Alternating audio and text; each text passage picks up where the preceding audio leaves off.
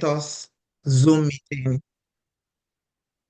Thank you so much to our LECDALIFE community for taking time on a Wednesday to be present here again for our yearly meeting. We appreciate the fact that so many people are able to make it. Before we start, I would like Chief Dr. Fomeche to give us prayers, please.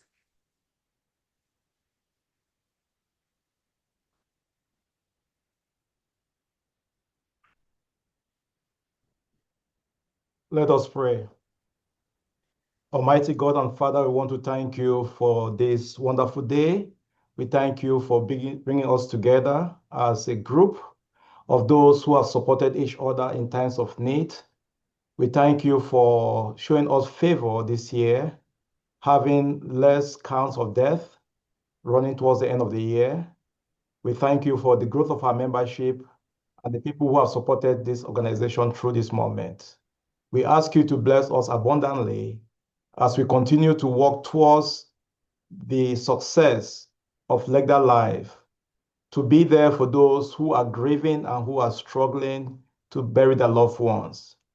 Father, give us the grace to run through these meetings with a thoughtful mind and an open heart for the success of this organization. All this we ask in the mighty name of Jesus. Amen. Amen. Amen. Amen. Thank you so much, Chief. The agenda was posted and we had 3 items on the agenda, which is overview, as we recognize that we have so many new coordinators and the inquiries that have been coming through the background indicated that we needed to have an overview again of the program. After the overview, we're going to open it up for some Q&A and then provide some of the updates. But before we continue with the program, I would like the CEO to Mr. Pascal Etindem, CEO of LECDA USA, to give a word. Yes, thank you so much, Dr. Pam. And I want to heartily welcome everyone to this our Zoom meeting. By this time last year, we had a similar meeting, but the atmosphere was a little more tense because we, prior to this same similar meeting last year, we had so many deaths and administrators or coordinators were under fire. I'm talking because I'm also a coordinator in a group here in Arizona. But one thing that I really want to, let me start with the administrator, is to thank you for listening to the coordinators who do the groundwork. And the coordinators, I really want to appreciate your readiness to fit the administrators with information that will help us design this program. I think we are in a much more better place thanks to your sacrifice and thanks to your feedback. When we meet, we are meeting not just not to get instruction. This is not a class where we have a professor to come and deliver instruction to students, but this is a platform where we come together as one little family. I am impressed with one of the greetings that I received when I opened this Zoom meeting. Somebody, I don't know who greeted, but you say, "Hey, family." And that word caught my attention because we are here as a family. And that is the only thing that will keep us going. This is not a business, at different levels, whether you are coordinating a family or you are a coordinator coordinating a meeting, it is a small family and you're putting your all for free. Nobody can be paid for the job that we do. We know the struggles that the coordinators go through. So for you to go through all that, to just put a smile on a family that is grieving, I don't know the kind of word that we can use to describe that. I am hoping that before we end this meeting, we can all agree that some of the video footages that we used to share in a close administrators group, if we can share it in the coordinators group, might be you can have a glimpse of the impact that the job you are doing have on the society out there. Honestly, when you just take this money, they announce a date, you take this money and you send and you stay and you say, oh, my condolence, you really might not know the impact of what you are doing. And if you can agree that we share some of those videos here, it will give you an opportunity to appreciate the wonderful job that you are doing. Again, thank you so much. Thank you for doing what you are doing, Dr. Pam and the administrators. Thank you for listening to the coordinators. And I will want to invite us all as one family to just be open-minded with the discussions that we have here. Share your experience with the group, what is working for you, the challenges, how you overcame any challenge you have. That way, together, we can use it to strengthen this wonderful program that LECDA USA is proud of. I think this might be my last time to talk to you as coordinators, because this is the last year as a CEO, but I will be leaving with my shoulders high. And one of the things that I can boast of as the current CEO of LECDA USA is LECDALIFE, because your blueprints, your footprints are very clear out there. Again, thank you. And I call on us all to be very open-minded and see how we can continue to nurture this beautiful baby called LECDALIFE. Thank you. Over to you, Dr. Pam. Thank you. Thank you so much, CEO. That is greatly appreciated. We are going to now dive into LECDALIFE overview, and I will share the PowerPoint. All of the administrators who are present will have a little piece to say about as we move through the LECDALIFE PowerPoint. Bear with me. Let me share my slide.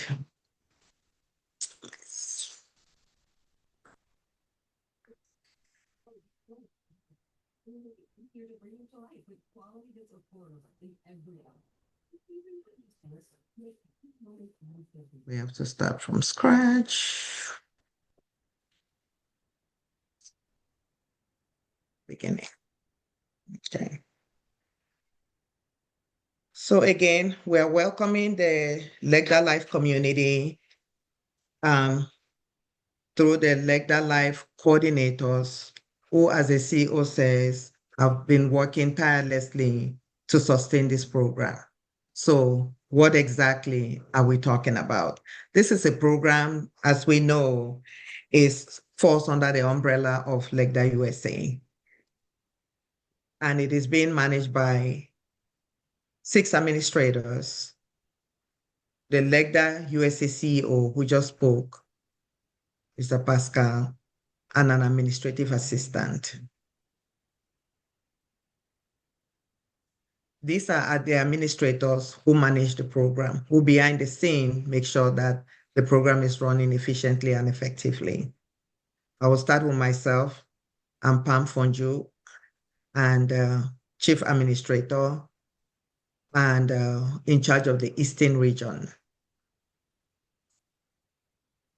Bella, Dr. Bella, over to you. Please introduce yourself. Yeah, I am Bella. I work with the operations, the finances, and also I'm in charge together with Dr. Pam with the East region. Thank you. Professor Amin, please. Yeah, Professor Lucius Amin. I'm Church of Operations with Dr. Kembela and South region. I'm based in Atlanta, Georgia. Dr. Chief Fomeche, please. Fomeche Stephen, I do publicity. So most of the flyers you see, I generate them. I also do finance, coordinate the team of finance, and I am in charge of the West region. The West region is, I think, the biggest of the regions. Okay, thank you. Barrister, please.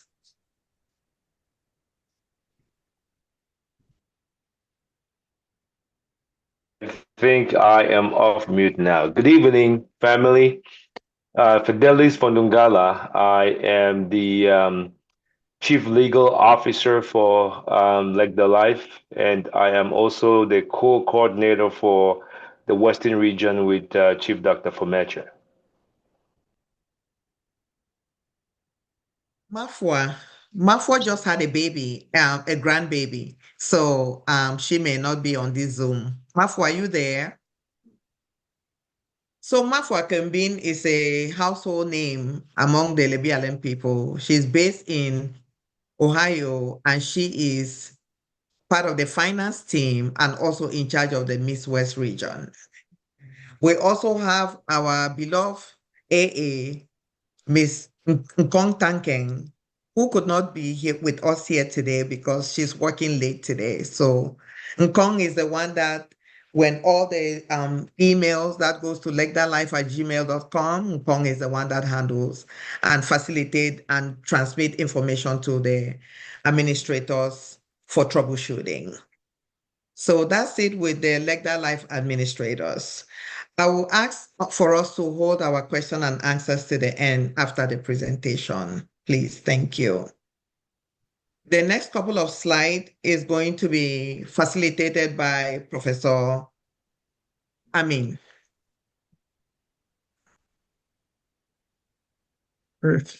Thank you, Dr. Pam. I'm just going to give a brief overview, and the rest of the slides or rest of the program will be presented by the other administrators. As you already been, Dr. Pam already said, this is actually a program to help the community. There's always a problem. I always hear people think that it is LECDA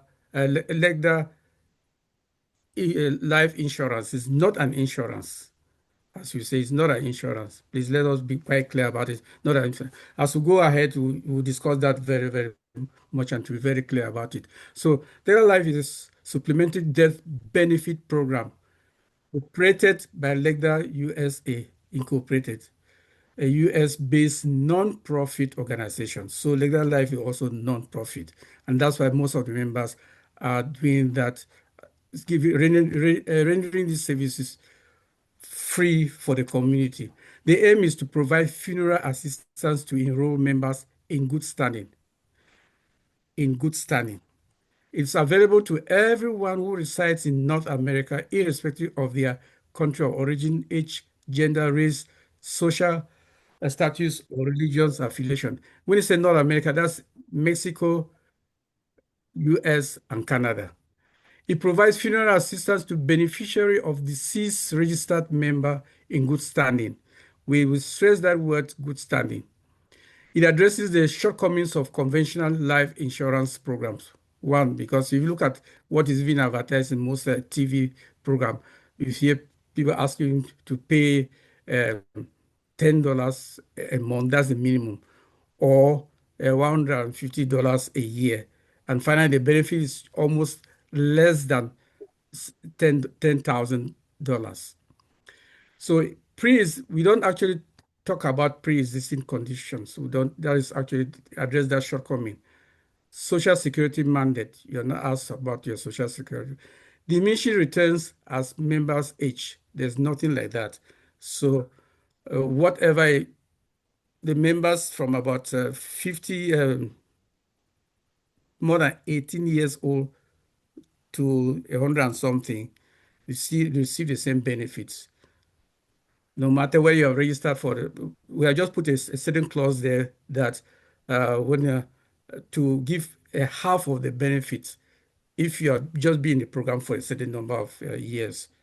So, but normally after that, no matter how long you stay, you receive the full benefits. Yeah, Dr. Pam, you can go to the next slides. Thank you. Thank you so much. Barrister, you're going to take over, please. Membership requirement, Barrister Fondungale, please. Thank you very much, Dr. Pam. Thank you, Prof, for the succinct presentation about the overview of LECDALIFE. So I'm going to talk about the membership requirements, how you become a member of LECDALIFE. And before I say that, I just wanted to let everybody know, because I know we have new folks that are coming in as members every day and new coordinators as well, who may not know much about our program, our debt benefit program. We pride ourselves and beat our chest to tell people that we are a nonprofit 501c program. We do not get paid for what we do. The services that I do for LECDALIFE are not paid for by anybody, and it's the same for all 6 administrators as well as the CEO of LECDA. So it's an affordable nonprofit program. We're volunteering to do this for the community happily as well. The second thing about us that we pride ourselves with is that we are sustainable. Um, our fees are very manageable. Our members tell us every day, compared to other life insurance or death benefit programs out there, we're very sustainable. We have seamless enrollment as well in LECDALIFE. To enroll and become a member is as easy as 1, 2, 3. You don't have to jump through hoops like other folks would jump through hoops to belong to a supplemental death benefit program. The other thing we pride ourselves is that we also have we're also reliable. We are very timely in the things that we do. We're very timely in requesting for documents for benefits. We are on time. Our admin assistant is on time in the sending emails to request for folks to send in documents that we need to process our death benefit. We're very timely and in presenting our checks at the funerals or wake. We're very timely in handing over this check to folks. So we pride ourselves as well with that. And one of the most important things too that we really hold our heads high is that we have a program called LECDALIFE Kids. This is a kids program that started because folks it was a little bit tough for folks with bigger family members like myself to pay the same amount of money premium for adults as well as kids. So we devised this LECDALIFE Kids program just to handle the kids themselves, make it manageable for them, where they would have a lower premium that they pay, and we only pay premium if something happens to the kids. So that's another thing that we have in LECDALIFE that we pride ourselves in. So with that, then how do you become a member of LECDALIFE? LECDALIFE is open to folks in North America. So if you're in the US, if you're in Canada, or if you're in Mexico, you're able to enroll in LECDALIFE. And we require that you are present in the US at least at the time that you want to become a member of LECDALIFE. We don't care if you were visiting from Cameroon for a month, as long as your feet is on the soil of the United States, you can register for LECDALIFE. You can return back to Cameroon and never come here. You will still be a member as long as you pay your premiums and you contribute towards other people's debt benefit. You can become a member of LECDALIFE. So that's one good thing too that we pride ourselves with. Just that you have to be resident or residing at the time here, even if it's for a short time or a long time, and then get registered. Now, once you register for LECDALIFE, we have made a standard waiting period for everyone. Back in the days, and for new folks that are coming in, we used to have a 90-day period and a 150-day period, but we talked to the folks, to the members and the coordinators, and we decided that a standard 5 months period is what is better and good for everyone, every new member or incoming member for LECDALIFE. So once you register, you have a 5-month waiting period. After your 5 months waiting period, you can start contributing towards other people's death. And if yours happen, those folks will contribute towards yours as well. There's a caveat though. If you If you matriculate after your 5 months waiting period and you happen to, God forbid, pass away within the first year, you get half of the premium amount, half of the benefit amount that we pay folks. So our benefit amount is 15,000. If you go through your 5 months waiting period and then you pass within the first year, you get half of that amount, which is $7,500. And then after that, going forward, you're entitled to the full benefit for like that life. Again, once you register to become a member, there's a $20 matriculation fee that you have to pay. And then we also have a yearly fee of $12. You split it up $1 a month. So in total, you have to you only spend $32 to become a member of like the life. Then you sit down and cross your hands and wait for your 5 months period. After that, you can just relax and start receiving benefits and also pay benefits for other folks. So that's with respect to the how you become a member of LECDALIFE. Our next slide talks about group enrollment. So to become a member of LECDALIFE, you have to go through a group. Everyone knows how difficult it can be for six administrators to go behind individuals, asking them to pay premiums or to pay towards the debt of other folks.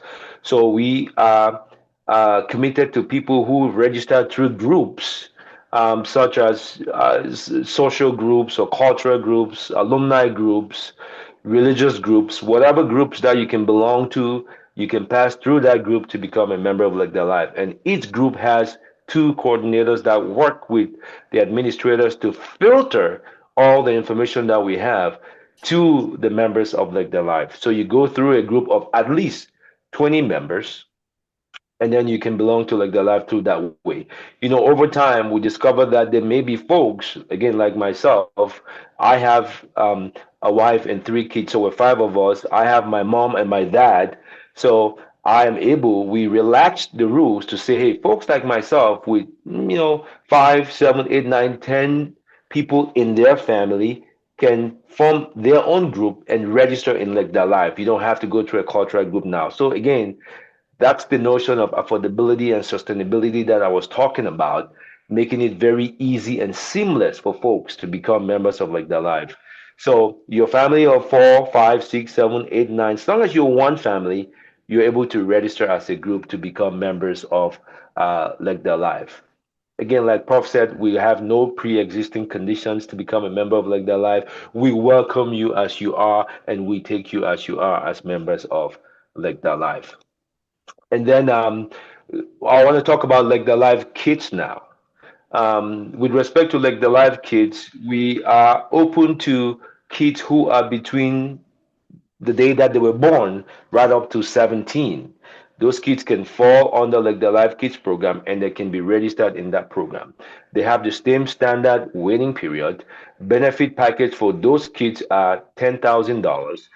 They don't pay anything at all until one of the kids pass. Of course, they will pay the $20 matriculation fee and the $12 administrative fee, and then those kids just go to the playground, play, sit down, and wait. We are very lucky, Dr. Pam and anybody. We've not lost any kid, right? Yeah. No, thank That's God. That's correct. Yep. So for all this time, we have that program there sitting there and waiting, but God has been good to us, and we have been fortunate enough not to have lost any little one. So that's a good thing. But we have that program just standing there for our kids. I'm going to come back later on to talk about the package, the benefit package, and what's needed to claim benefits. Thank you very much. Thank you so much, Barrister. We're going to pass it over to Chief, please. Chief, go ahead. Well, Barrister, I want to thank you for taking on the enrollment of 10 and more. The standard enrollment when we started this policy was 20. And like Barrister said, we lacked the policy to accommodate families that are smaller. So the encouragement is for us to have a minimum of 10 because, like we say, when we are more, it is easier to sing. So let us actually encourage ourselves as a family to have that number of 10. Now, the presentation of package is 15,000 standards. That is what we give to a bereaved family. And that money is divided. One of the things that Barrister mentioned are the things that we are proud of. And one of the things that LECDALIFE is proud of from its inception, from the beginning, we pay the family first and then collect from the members later on. And that has been our model. So we don't have to wait until members have paid before we go and give the money to the family. I think we are the only group in this platform that is doing it that way. So we pay 15,000 standards. If you die within the first 12 months of your matriculation, which means after 5 months, then you get half of that money, which is going to be 7,500. And I want to emphasize, this is a suggestion that came from the coordinators. It is very important that we know that the coordinators, after the experience they have had about members just joining the group, and within the first 5 months or 3 months, they are getting a check. That is when they said that this is for all of us. We all have to pay this bill. So this came from the coordinators, and I want to, by this, thank the coordinators for being observant and making proposal that is being effective in running this program. So if we have 15,000 paid out to a family, we divide that money by 3,000, which is, currently we have more than 3,000 adult members. But when we divide that by 3,000, each member is able to pay $5 contribution. As we move on, and as the program grows, our goal is to come down to even $1 contribution for each death. And I think with all your help, enrolling as many people as possible, we can get to that goal. Thank you.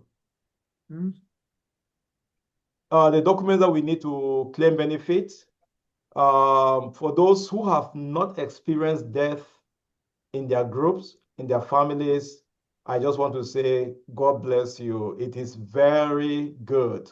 I had somebody who wrote to me and said, what kind of group is this that I don't benefit? I said, you don't want to benefit. So, you can only benefit when you lose somebody in your group. So the requirement that we have, the very first thing that we need is a death certificate or proof of the death of the member.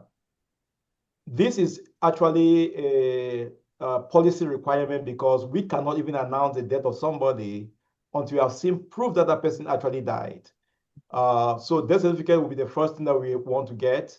And then when we get the death certificate, with the announcement of death, we are now going to require the coordinator and the family to provide the name of the person who is going to be the beneficiary. This is on the coordinator because we want to identify the right person who is going to be the beneficiary. The coordinators know the entire family and all the intricacies because we consider a member a member. So the coordinators know who within that family of that member who is deceased can actually rightfully benefit. We also want to get a photo of the deceased member, and we want a top quality photo that we can actually keep in our archives.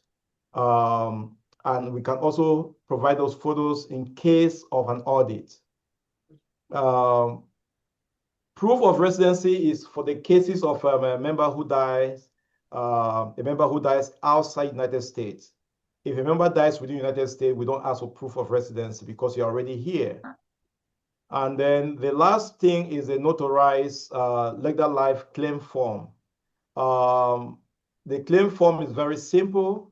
It has the name of the deceased member, his matriculation number, the person who is going to benefit from it, and a legal language stating the importance of honesty in providing information about this death.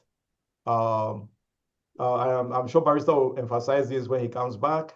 You cannot lie to claim benefit. If you lie and claim benefit, LECDALIFE will go after you and recover the money. And And we have all kinds of lies that people can say. You know, you make claim of a family member that you are not connected to, you know, and all kinds of stuff. So if we have that kind of situation, we'll go after the member.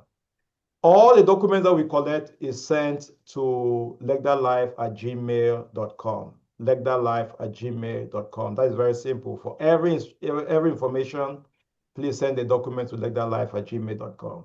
Dr. Pam, thank you. Thank you so much, Chief. We're going to circle back to Barrister. Thank you, Dr. Pam, and Dr. Formicha as well, Chief Formicha, for the presentation about the documents that we need in order to collect our benefits. Like you said, it's not a good thing to want to benefit from the program, because that means you're going to lose a loved one, and that's not always a pretty thing to think about. So the groups that don't have any claims yet, you guys are lucky. Now, with the claim process, like the Chief Formicha said, the death is announced in the LECDALIFE Gmail account, and then administrative assistant requests those documents that he talked about. Once you provide those documents, we receive them, we go through them thoroughly and validate those documents to ensure that we're receiving the right documents. The death certificate is authentic. We're making sure that the next of kin and how they filled it out is authentic, making sure that it's properly notarized according to the laws of the state that it was notarized in. And then once we gather all this, we start generating the invoice. And then once we generate the invoice, we reach out back to folks who are involved and ask them to let us know when there is a wakekeeping or funeral service. Now, we have a very important announcement that's coming up. It's going to be sent out in the next couple of days, probably before the weekend. And that announcement has to do with the presentation of the check and presentation of the LECDALIFE program at the wake or funeral services of members who untimely pass away. It's very important, folks, because you guys know we only increase and expand this program by having other folks learning about it, enrolling, and increasing our numbers. Increasing our numbers also means that we pay a very low amount when somebody dies. How do we increase our numbers? One of the ways that we commercialize or we advertise our program is at the funeral of folks who have passed away. Just imagine that we have a funeral or a wake, and you have 100 people there or 150 people there, and Chief Formicha comes in there and talks about LECDALIFE. I guarantee you we're going to get new members register from that presentation of LECDALIFE. It's happened to all of us.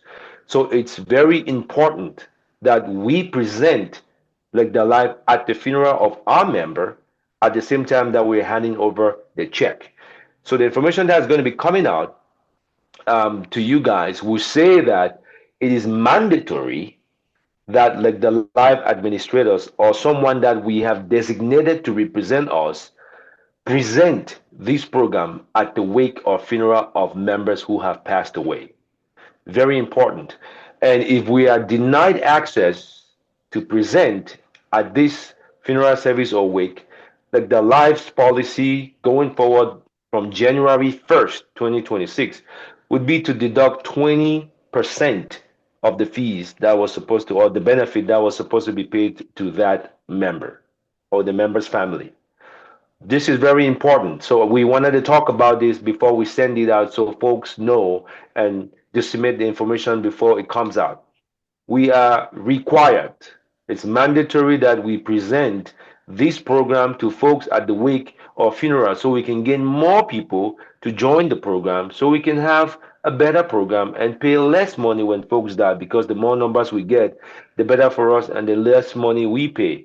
It's mandatory that we present. If we're not granted access to present, then 20% of the 15,000 will be deducted before the money is handed over to that family.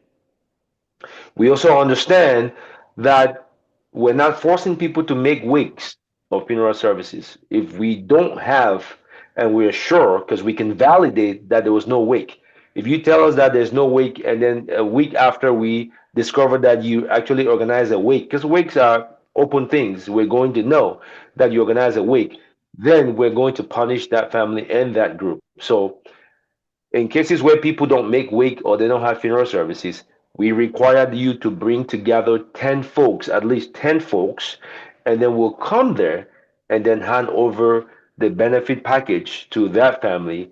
And again, still just talk about Live the Life to those 10 folks. And doesn't have to be in that big wake if you don't have a wake. So this is an important policy that's going to be going out to folks out there. So once that invoice is generated, then we work with the family to know when there's a wake. We guarantee we're going to be there, or we're going to send someone we designate to be there to talk about like the life and present you your check. Thank you very much. Thank you, Barrister. Kembella, we're moving right now to your presentation. Growth over the years. Okay. Yeah, thank That you so please. much, Dr. Pam. Thank everybody for tuning in. I think we have done so well along in the past 6 years. I think one of the most important thing, the last point that Barrister mentioned about presenting at the wake, is what has made our membership to grow. As you can see, when we started, we were less than 600. And along the year, we have increased. And the first few years, our payment, each member was paying in the double digits. But as of our last invoice, folks were paying less than $5 because we have more than 3,800 registered members. And this orange part we have here are members that will matriculate before the end of this year, that is next year. And our membership will increase to about 4,200. So when we have a membership of 4,200, this means that when we have a death, one person will be paying only about $3.5, $3.5. So that is really great. And as Dr. Fomecha said, our hope is that in the next few years, we should go up into us paying only $1 per occurrence. So this is very important. We are working as a family, and we can only achieve this together. Not only the administrators, not only the coordinators, the whole community. So LECDALIFE, our family, we have to work together to ensure that this happens. Dr. Pam, next slide. Let's see how our payments have been over the years. As you can see,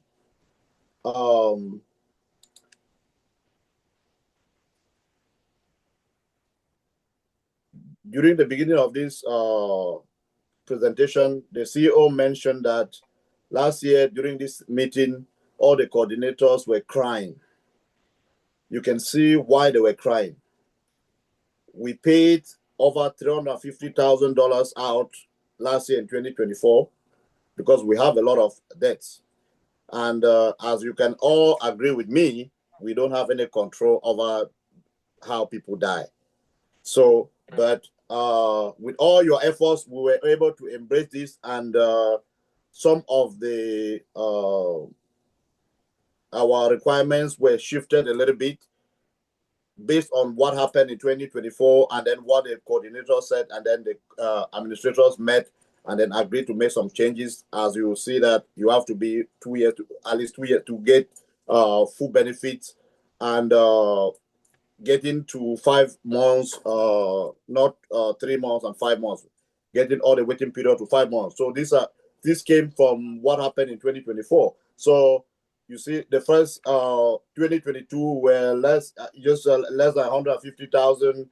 2023 is almost the same, but in 2024 we went more than double. So this was why we were in pain last year. This year, it has not been so bad. The good thing is that our number has increased. So we have not been able to have the pain as much as last year, because last year our number was not that much and we had many occurrences. So again, we have to work together to be able to achieve and help our community. whenever I meet groups that I'm talking to them, I always tell them that just imagine that you have to pay an ideal $200 a month, a year.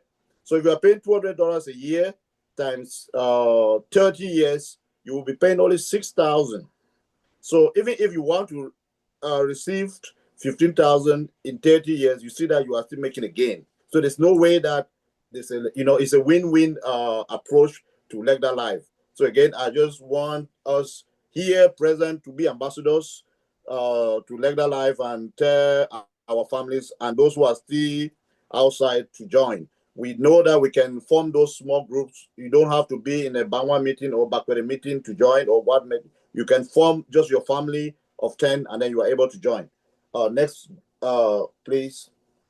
Yes. The administrators are on call usually. Our official business number is what is on the screen, the 520-576-3549. And then you have an email, legdalife@gmail.com. You send an email there. All the 6 administrators are on call. And if you make a call, it will be directed to one of the administrators, or you send an email and then somebody will reach out to you. Again, I just want to plead with you that you know that all the administrators, as Barrister earlier said, we are not paid for this. Sometimes you may not receive the reply as soon as you may because we are on our regular jobs. But again, be sure that before the end of the day or the next day, you have what the answer that you are requesting for. Again, thank you so much. Back to you, Dr. Bam. Well, thank you so much, Dr. Bella. I think we have come to the end of our presentation. Yes, yes. I have something to CEO. add. Yeah, let me add something to the presentation Barrister made, specifically with regards to the 20%. He did articulate it well from growing, from the perspective of an attempt to grow membership. There is one very important aspect that I want to bring to the attention of the coordinators. From the perspective of LECDA USA, this program was conceived not to make money, but because of the challenges that the community was going through. You know, families were left with loved ones to bury with no resource. They were GoFundMe, calling people and baking and doing car washes. That is how LECDALIFE came into play. And it doesn't matter how we operate. If at the end of the day, 15,000 is generated and the family is still somewhere struggling to bury the loved one because somebody who registered a member and pay premium doesn't want that check presented at the funeral because you want to take that money and put in your pocket, then it defeats the purpose of LECDALIFE altogether. Then the community will still sit and see a family struggle. So that is one, the resistance. The reason why some families don't want us to present is just because it's good to be truthful to the coordinators. It's just because some of these individuals, they don't want the family to know that they were paying these premiums. And we cannot go with that, coordinators. We cannot go with that. They have the right to claim benefit as the individual pays the premium, but it is also their right to make sure that LECDA USA sit back and see that the money generated is actually addressing the problem the whole program was conceived for. I just wanted to bring that in, because if we leave it at we want to grow members, so let's go present to grow membership. It might not really look just, but it is important that we know that some of these steps is in an attempt to curb bad behavior, an attempt to stop people who are coming in to take an advantage of a genuine program that was conceived to help families that are facing challenges. Thank you. CEO, thank you for really stressing that and adding this into the discussion. It's really unfortunate, when we look at this program and when it was conceived, how it was conceived, and for the purpose of which it was conceived. And then we have our community, also members in the community, that's the community, members in the community, taking advantage, as the CEOs have said, really don't want us to present at funerals because they want to keep the money to themselves. It really is very unfortunate. So, but again, we are here together as a family trying to resolve the issues that we see within the community. So thank you so much, everyone, for listening to the presentation. Thank you so much for the coordinators for the efforts that you're putting in the background to make sure that your communities are being served. And thank you again for the administrators who are tirelessly behind the scene working to sustain this program. I'm going to heal, and then we can open it for Q&A.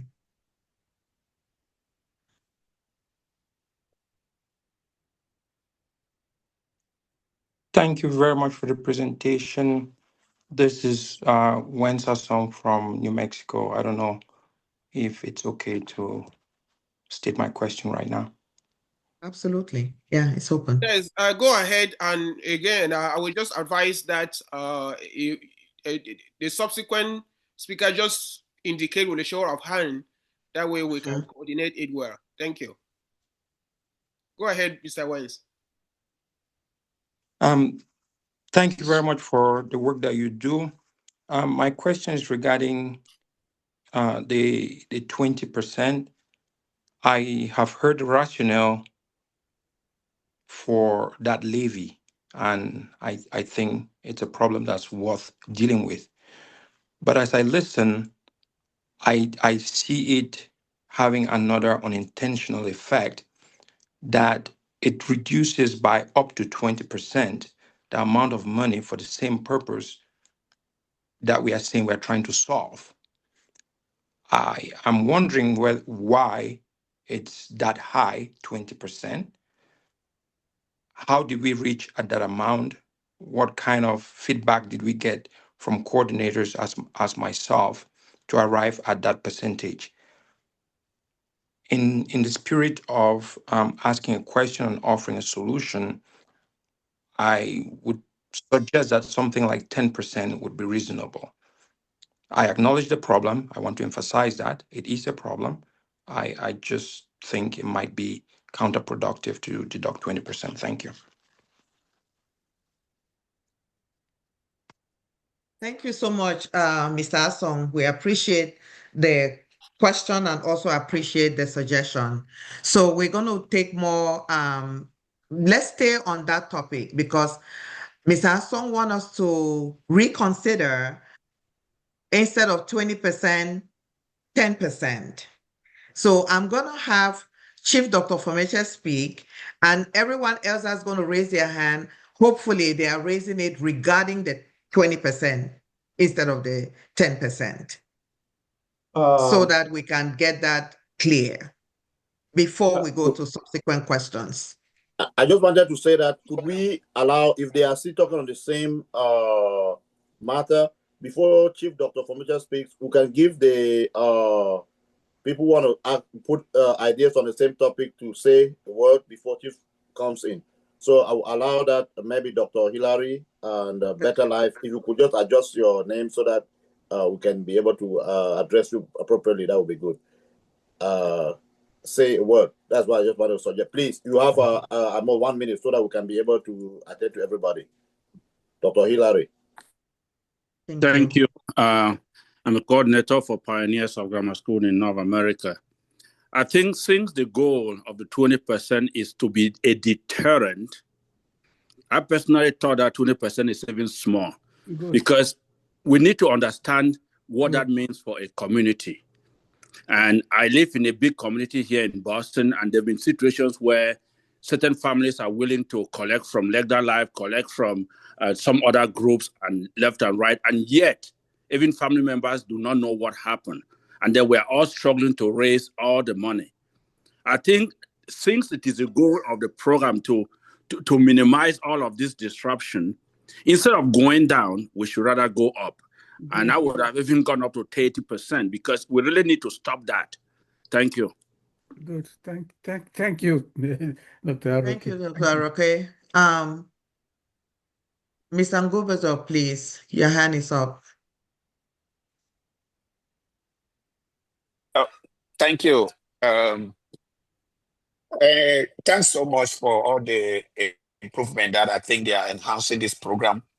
And just to pick on that percentage, in as much as I do agree that they have to be that percentage taken off, reasons being that if the program grows, it benefits everybody who is contributing to the program. I totally agree with that. But just to flash back on the side of those who want to take advantage of the program in the sense that they want to keep their privacy, quote unquote, I think if we look at that 20% or that particular percentage in regards to that direction, it may be wrong. But if it is to strengthen the essence of us doing the marketing because it will bring us a lesser burden, I'm totally okay with that. But if it is that people want to play games in order to hide it from the public or whatever, I think we may have limited control as far as that is concerned. I can give you a clear example as around it.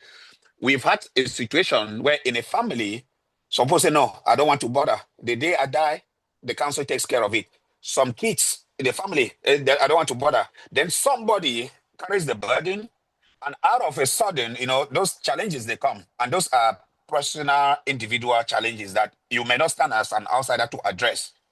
So that is a big challenge. I think some of the coordinators that might have faced this, have faced it in my community, even though we're able to handle it anyway. Two, you may be in a situation that you are not able to have a wake or a funeral in the US. In your community, you don't have up to 10 people that you can put together. What do we do in that case? Is it going to be now at the discretion of LECDALIFE, or the rule is going to be at least 10 people?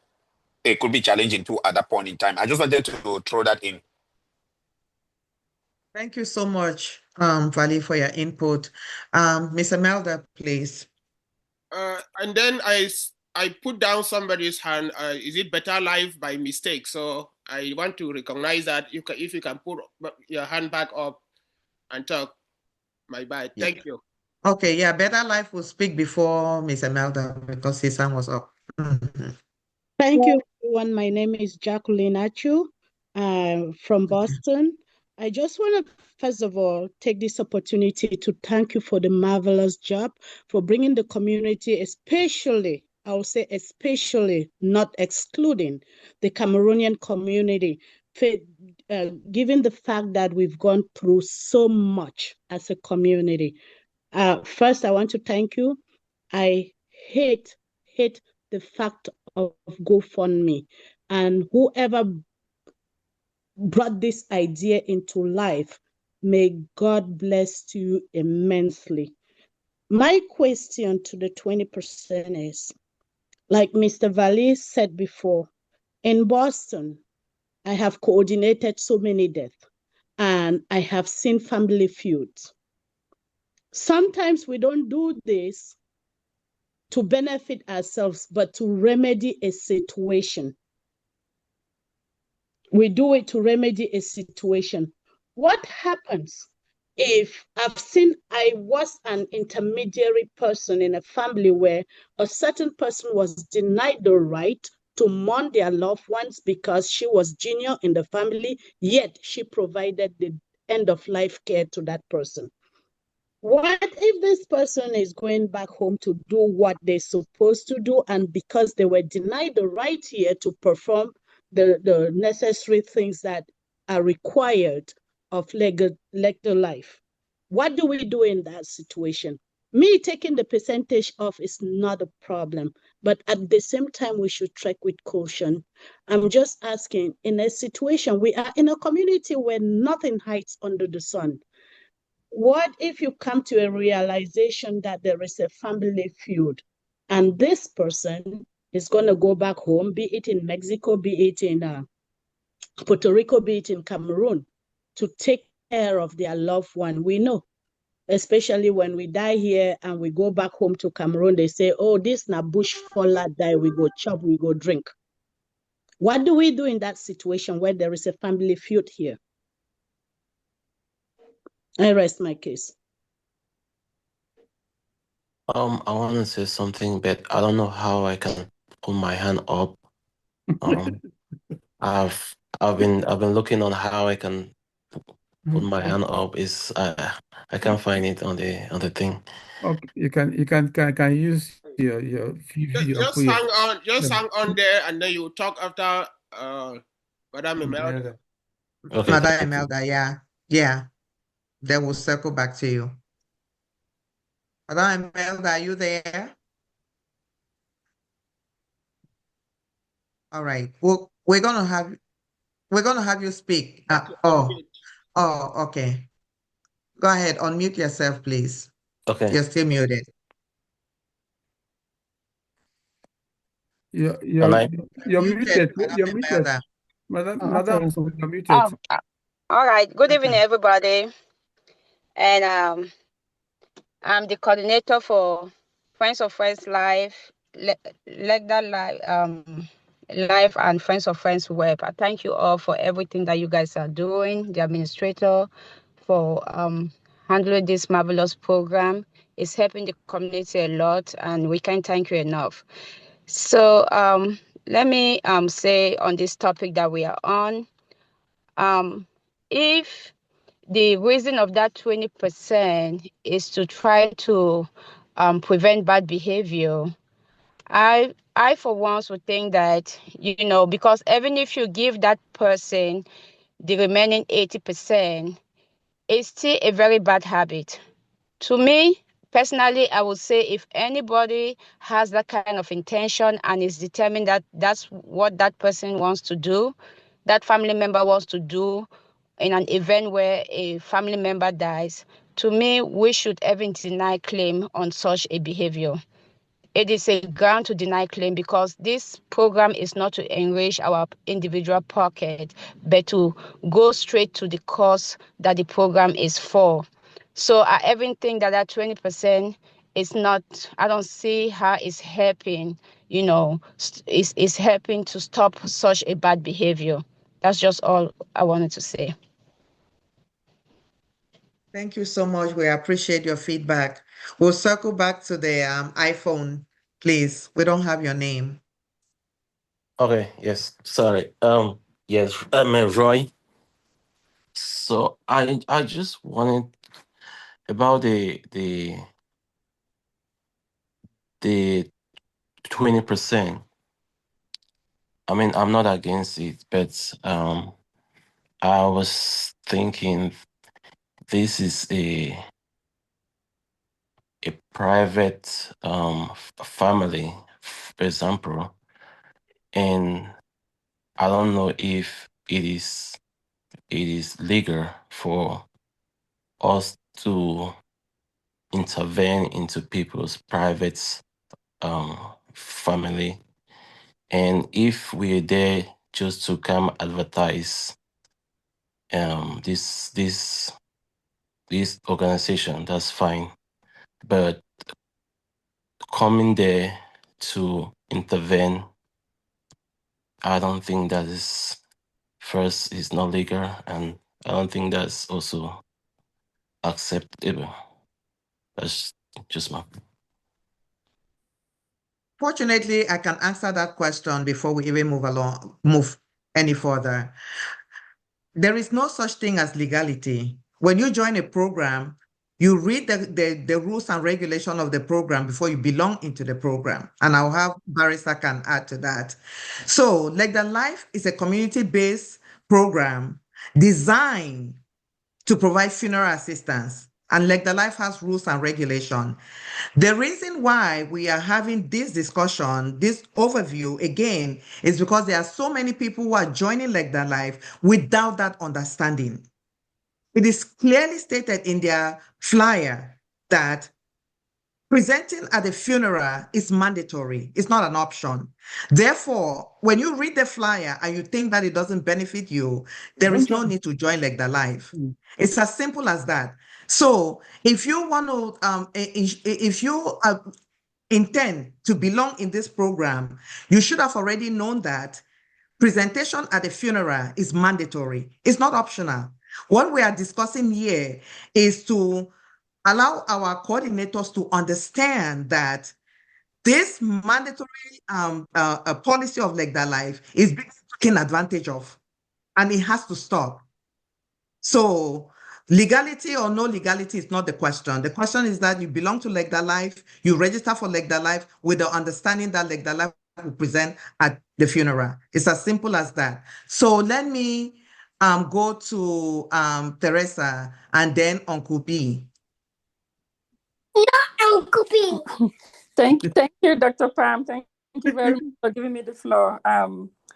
Yes, I get everybody's sense, but what I want to emphasize here is let's get back to why exactly this group was formed. It was to help loved ones or to help funeral expenses for loved ones. Take an example myself. I have 2 other siblings here. If I was say paying membership for my mom, who is now of blessed memory, if I was paying membership for my mom without my siblings knowing, and on the day of her funeral, LECDALIFE is presenting a check that is going to facilitate for all of us to bury her. How is that, and how is that not a positive? So to me, what I want to suggest here is, just like Emerda said, even if we take away 20%, we're still encouraging the bad behavior. As Dr. Pam said, it's mandatory. When there is a funeral, LECDALIFE has to present a check publicly. If that's something that you don't like, you can, discontinue your membership, or you forgo the check if you don't want people to come and present at that point. Because if this, what is wrong with your family knowing that there is 15,000 going towards your loved one's funeral to facilitate things for all of you? That is the reason for that check, is to bury that person, to facilitate funeral expenses for the member who passed. So I don't want us to sway from that. That's the one and only goal that we are in this group, to raise money for loved ones, for members. When they pass, they are buried with dignity. So if families want to start having their feud because there is some money that is coming, this is not to enrich anybody's family or enrich anybody's pocket. So we need to pay attention to that. And to me, my suggestion will be, it's all or nothing. We present in public, you get your check, or if you don't want us to present, you get no check, period. Good. Thank you. Good, Teres. Good. May I say something, please? This is Mr. Foretia. No, Mr. Uncle B, and then Alex, and then you, please. Thank you. Uncle B. Okay, Alex. Hello, good evening. I'm sorry, I was having an issue on meeting there. Just to piggyback on what the previous 2 members have said regarding this, withholding of 20%, I think it defeats the whole purpose. We're not here to enrich ourselves individually. We're here to help the family. So I would suggest, my own would be that instead of withholding that money, which defeats the purpose of the whole thing in the first place, we know the family. We know a conduit to the family that can utilize that money for the benefit of the family. So I think instead of withholding that money, we bypass that individual and hand the money to the family. Make sure the family, has it to do what they need to do with it. Because withholding that 20%, Uncle B, that's why it's required that we present. This is only coming as an option because presentation is not being supported by some members in the community. Well, So if we are going to be presenting to the family, who is the family?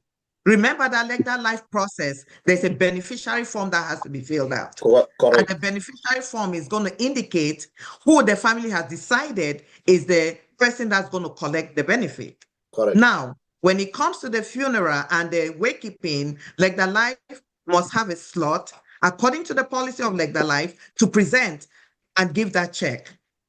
And if that's not going to be the case, this is where the discussion is. It's a LECDALIFE policy that we want to strengthen. And it's stated in the LECDALIFE flyer. But remember, when you fill out the claims form, there is a portion there of who the check is going to be handed to. It's handed to the family, but one person is going to be the one that's identified in the beneficiary form, notarized beneficiary form.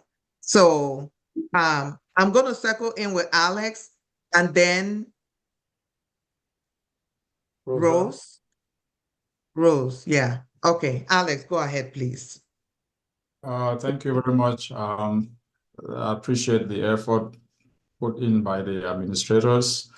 I have to apologize. I came in a little late because I had a little bit of technical issues and took a little while to resolve that.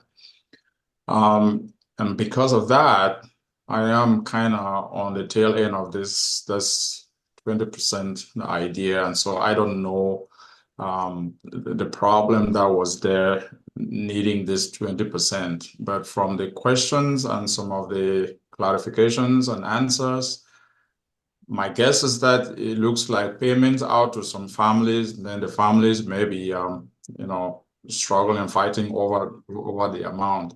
And maybe if that is the case, then we should have a beneficiary that's on file in like the live records for who the beneficiary is. And so even if we have to attend the funeral and hand the check, we know who to hand it to, and our business will be over. Now, if that beneficiary decision is made when a claim is made, and that may also pose some problems, I would suggest that when somebody enrolls, you fill and decide who is going to be the beneficiary at that point in time, and LECDALIFE would have that beneficiary on record. This is just like traditional life insurance that we all do with other companies out there. We do the same thing rather than wait to the point when somebody has passed and then we try to decide who the beneficiary is. Perhaps that might help to solve some of the challenges that we're facing regarding fighting over the money, if that really is a problem. If we withhold some of the 20%, and again, I apologize, I wasn't at the beginning, so I don't know what we are going to do with the 20% that we are trying to withhold, given that the members have actually contributed throughout the life of the program. Now, I have maybe a few other clarification questions I'm going to ask, but I want to stay here since that was the suggestion for this topic. Thank you. Yes, Mr. Alex, thank you for your suggestion. Unfortunately, we've had incidences where someone has declared that they will be a beneficiary and they die before the person that they're contributing towards. Exactly. So taking the beneficiary upfront is an option that sometimes may not work as you think it might. Rose, we're going to go to you and then we're going to wrap up this session because we have 19. Excuse me. I've been pointing out my finger for a Oh, long time. Mr. And if you Foretia, don't go allow me ahead. to speak, I'm going to go. I'm just going to drop. Mr. Foretia, go ahead. Go So ahead. you forgot about me, Your right? hand was not up again. Sorry. Oh, okay. Go ahead. Listen, I'm one of the pioneers of this organization. If you look at my record, we started this thing in Ohio. I was the very first person that put my list together. And my list has remained the same. I just want to go straight to what you guys are talking about. I want to ask whether when you make a policy, Do you pilot it? The president, do you pilot it at all? Or you just went ahead and implement it? Okay. Can someone answer That's me that question? yeah, I'm gonna answer the question. Mr. Foritia, LECDALIFE is a community-based program that is here to help with funeral assistance. LECDALIFE has a policy, and members of LECDALIFE join in with the understanding of what the LECDALIFE policy is. LECDALIFE administrators have, over the years, to strengthen the program, has opened it to the coordinators to give some suggestions. When you have any organizations, there are leadership in the organizations. The people who make decisions in the organization. And the decision must not be piloted for, just to make that very, very clear. LECDALIFE over the years have decided to have a forum like this just to strengthen the organization. But the people who make the decision in LECDALIFE will remain the same, and those are the 6 administrators of LECDALIFE. As we said in the beginning, our community wants to use the program not for what it is intended, and LECDALIFE have the right to make sure that doesn't happen. They have the right to make sure that doesn't happen. This program was designed to help this community, and people have worked tirelessly to make sure that the program is served what it's intended for. Therefore, if we see loopholes as administrators, we will make sure that we close them. We will make sure that we close them, because there is no reason why a member in the community is going to collect from LECDALIFE and then institute family members to be paying $500. We administrators are hearing this over and over and over again. The family is not calling the community. They call the administrators to express this. We recently had a death where the members circle and circle refused to provide the date of the wakekeeping and went and collected a check. Meanwhile, their families were asked $700 each. That is not going to happen in LECDALIFE. And any group that chooses not to abide with the policy of LECDALIFE is free to drop. It's as simple as that. No, excuse me, Mr. President. I'm sorry to address this. I hear you talking with very strong themes and powerful right here. What a big man sit down and see, you a small man stand over, you do not see. You might bring trouble to yourself. I've come across things like this in so many instances. I've been in this community for 38 years. I see what happened. I'm telling you, when you implement laws like this around an organization, make sure you cut your teeth and dot your eyes. I'm telling you, before you land yourself into trouble. Make sure, when I say you pilot it, make sure what you are doing is correct. It's not just a matter of. Can you explain what you mean by that pilot? What do you mean by pilot, please? That means you put into a situation when you pilot a program, when you start a program, put it in a situation where you see whether it's going to work or it's not going. You see all the pros and cons of it. Or you let it go ahead. How do you do that? What are the pros? No, I'm just saying. Reason... Oh, hold on, let me come, sir. Let me come, sir. Some of what you are talking can make some family pick guns on one another. But I'm telling you, because in some families, they refuse to take responsibility, and only one person will be taking that responsibility. That's what we're saying. Yeah, no, I'm just saying, but if it comes for the time of benefit, everybody wants to benefit. Even taking care of the patient, they don't. I've been around a lot. They don't. They don't even come around. And when they know that there's something, you see them, they emerge. So what I'm saying is, my brothers and sisters, when we make some of this policy, we find out whether they can actually work or they cannot work. I just come from a funeral. This is not the only organization I belong. Where you guys come there, some people organizations come there to present a check. There was a heavy fight. It's up. We'll take one more and then we'll No, come to it. hold on. Okay. Yeah, there was a heavy fight. The people did not want you guys to advertise in that place. It's a private thing. And guess what? Police were called. Will you want to see yourself in that situation? No. Oh, okay. I ended up not too good.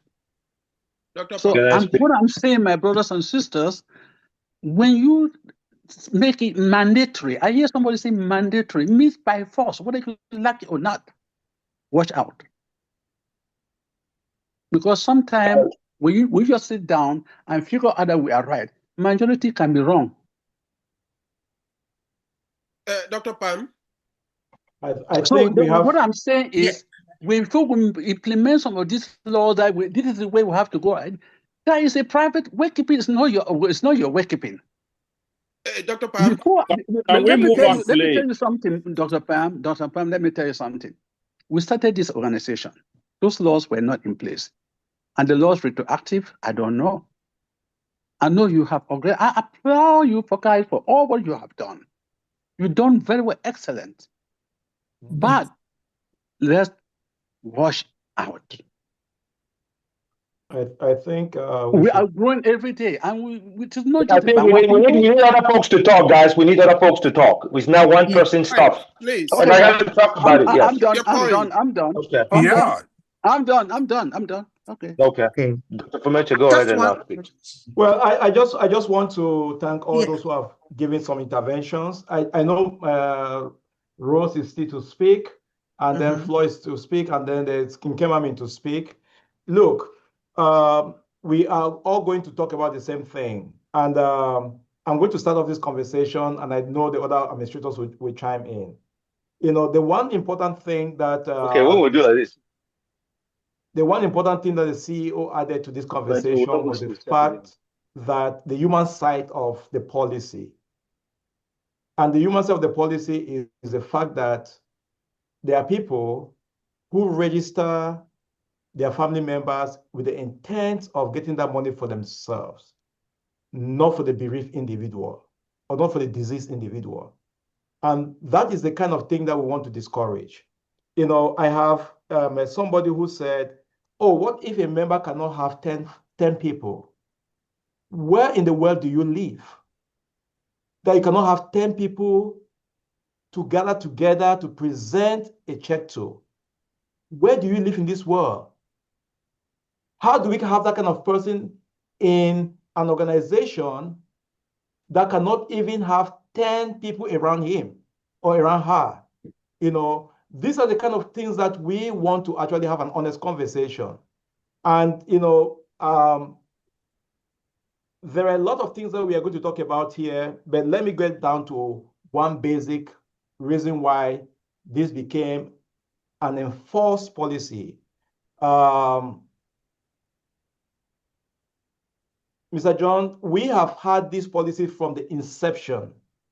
And if you remember, even the very first death we have in California, we did a presentation. That one, we actually did 2 presentations in a funeral home with all the family members present.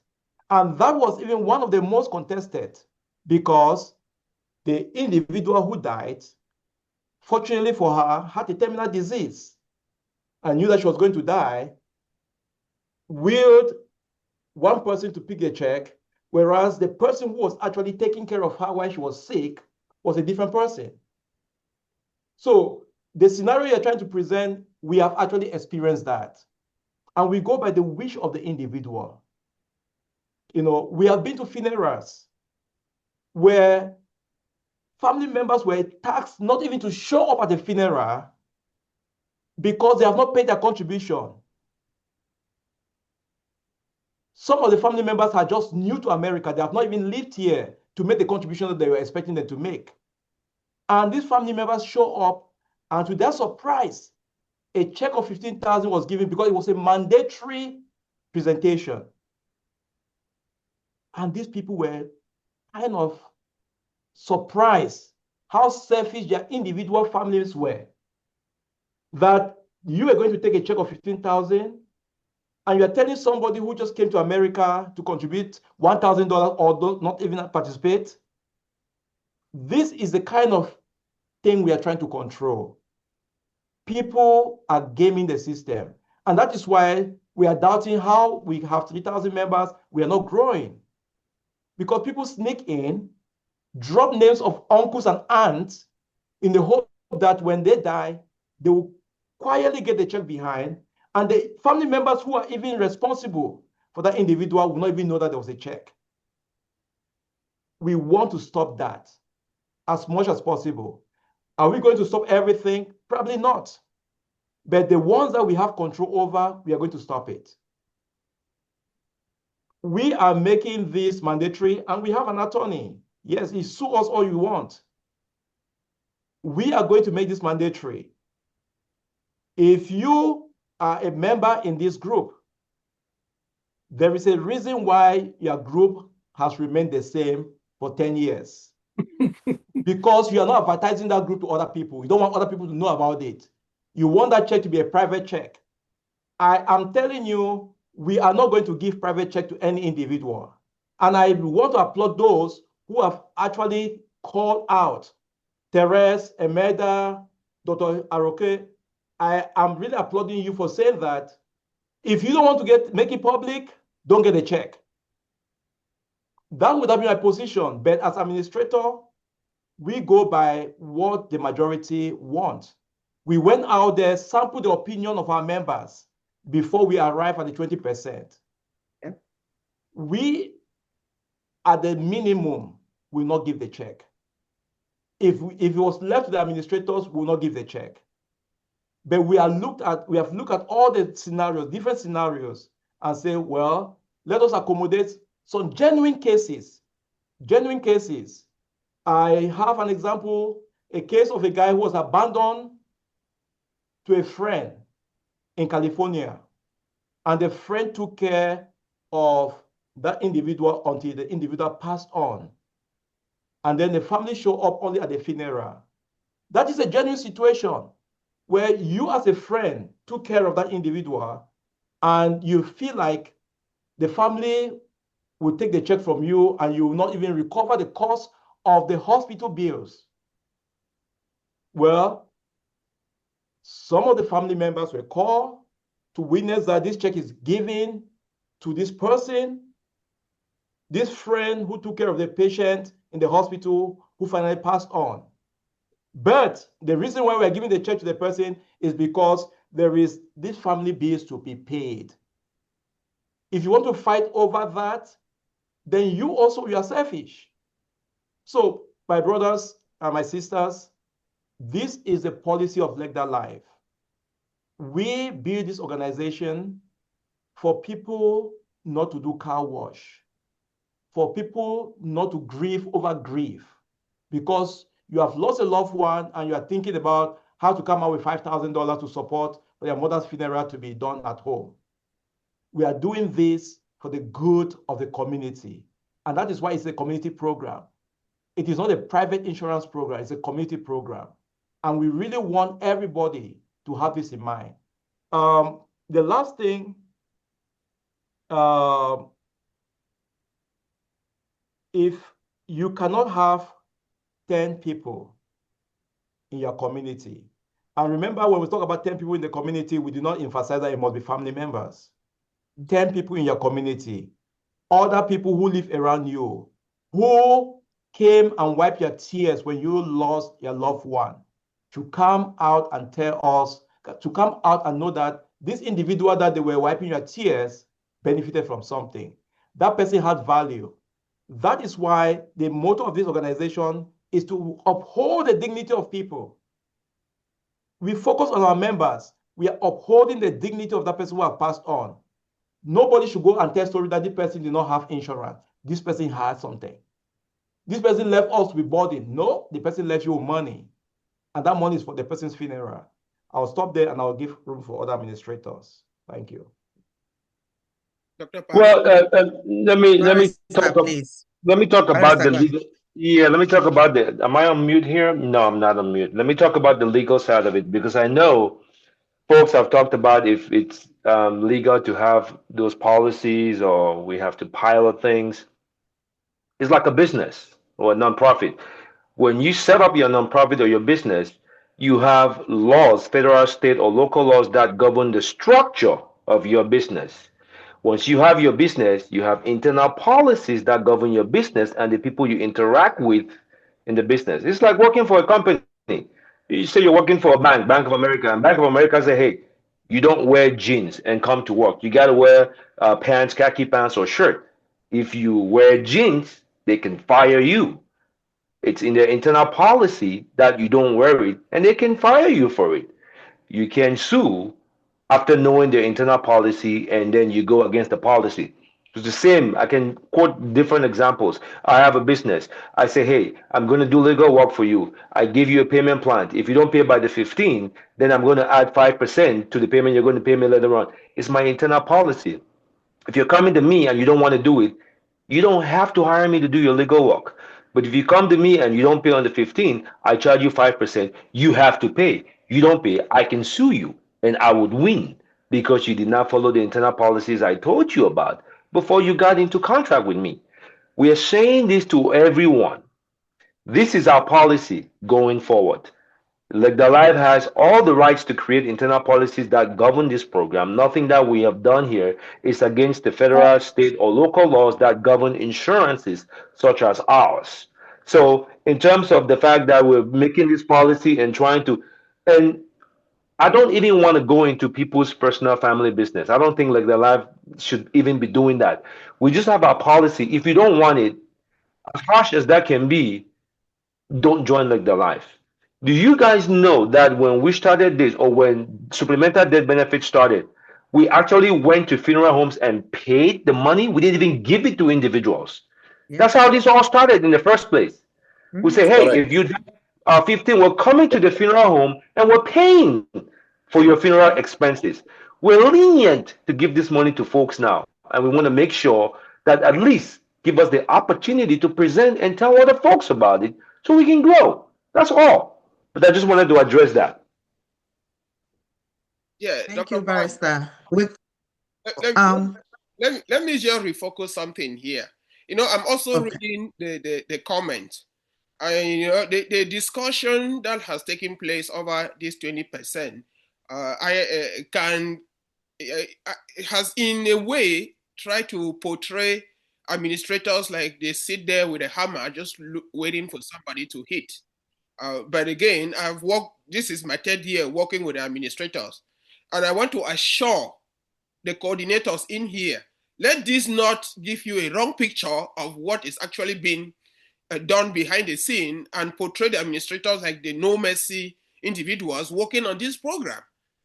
That is not the case. If we had 10 deaths this year, we are talking about maybe 3 cases behaving like of individuals who behave like this. And why we brought it here, because it is evident that if we don't do something to stop the trend, it will continue. Some of the worries that we have here, Dr. Pam, quote me if I'm wrong. It is not a policy of LECDALIFE to mail a check, but we have actually mailed a check this year. Because when that occurs, we use our discretion. We use the human side of us. We can come to a situation where we don't have up to 10 members, but we still give that check because we are not policing people to make money. The administrators are using the discretion to make sure that the purpose of the organization is achieved. When they talk about taking 20%, I don't think anybody will be excited to take that because that is chipping away from the original intention of the program. But at some point, there are certain things that we have to cash in. to make sure that we stop bad behavior. And that is why we are discussing here. I really love the way Mr. Wens Asong spoke from the beginning. A solution-oriented participation. You know, said, why not this way? That we are here to have that conversation. And I really, again, please, if you we came here for your contribution. That is the problem we are facing at the level of the administrators, in order to curb that behavior, in order to make sure that we are able to present, especially in a situation where it is very clear for us to present, in order to make sure that we don't see somebody that is 100% is trying to take advantage of the program, and there is a way to for us to stop it. These are the problems we are facing, and this is what we have suggested. That is what we are discussing here. It is not, we did not draw a conclusion before coming here. And so I just want to say this, Dr. Pam, because the way we have discussed here, if we end up without really going back to know that we handle this program with the human side, and when it is necessary to relax the rules, we relax. When it is necessary to pay to mail a check, we mail a check because we want to see a family relief. But the coordinators need to trust us that when we see somebody that wants to take advantage of the program, we make that call and we straighten the policy. This is what we want to get from the coordinators today. Thank you. Okay, thank you.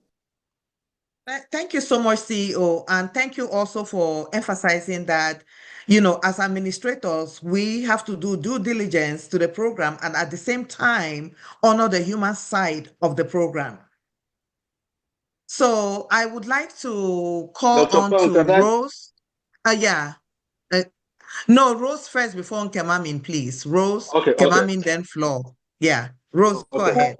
Good evening, everybody. Thank you. I think everybody most likely spoke. I should have put my hand down, spoke everything I was about to say. But I was watching the news yesterday, and I noticed that people now are looking at funerals posted online, and they go to the person's home to steal. I don't know if some of you saw that in Georgia.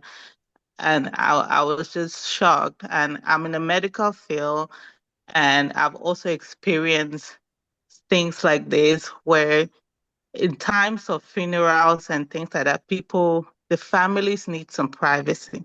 And this is America. I know we're trying to help the community, and I know when it comes to money, I have experienced that firsthand.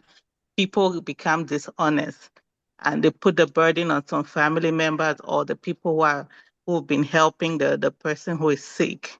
So I would suggest that the amount of money, there should be some level, not amount of money, there should be some level of privacy. Yes, it's okay to talk about like that at the funeral, you know, with the families, if the family approve that.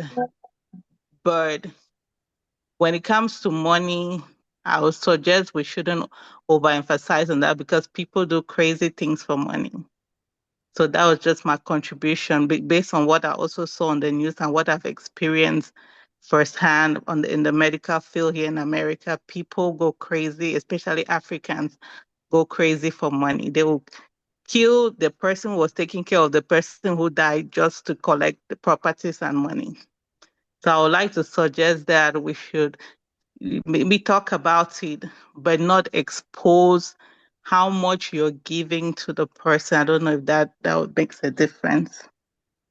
Just for private, and then anybody who's as a beneficiary should also be, take up some responsibility for the family. So that was just my contribution. Thank you so much. Greatly appreciated. Nkemamin and then Flo. Okay, thank you very much, Doctor. I know I would say, Chief Dr. Pomeche, as you know, I always try to look at this tool, and I compare, but you're breaking up. Okay, we are losing you. You're breaking up. Oh, hold on, please. Okay, is it better? Yes. Yeah. Okay, yeah. I say for those who know about Saji, Saji is doing the same thing that LECDALIFE is doing. If they don't present, they take a percentage of that money. If there is a death and you don't even announce within 7 days, they take a percentage.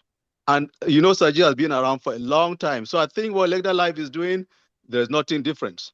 We haven't seen anybody going to attack someone because, say, Saji is giving somebody 25,000. Nobody has done that.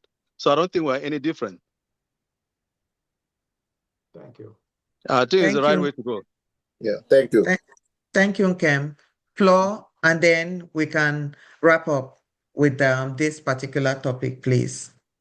Yes, thank you guys. I think I'm really happy with this program because so that Saji should not be the only program that we have. I know they have some other programs.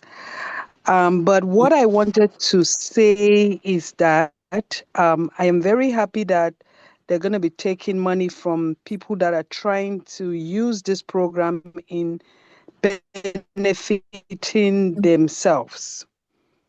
I think what you guys are doing is good. But on the other hand, I want you guys to think about it and then to do this like individualizing it. Because somebody might be taking care of a patient. And then when they took that patient to the hospital, they signed that consent. Then the bill is left for that person to pay. So I want you guys to think about that. I know you want to take the money. So when the family now for the funeral, when you come and announce that this money is for the funeral, that person who had signed to pay the bill, the hospital bill, if the family gets that money now for the funeral, that person is left now to pay that bill.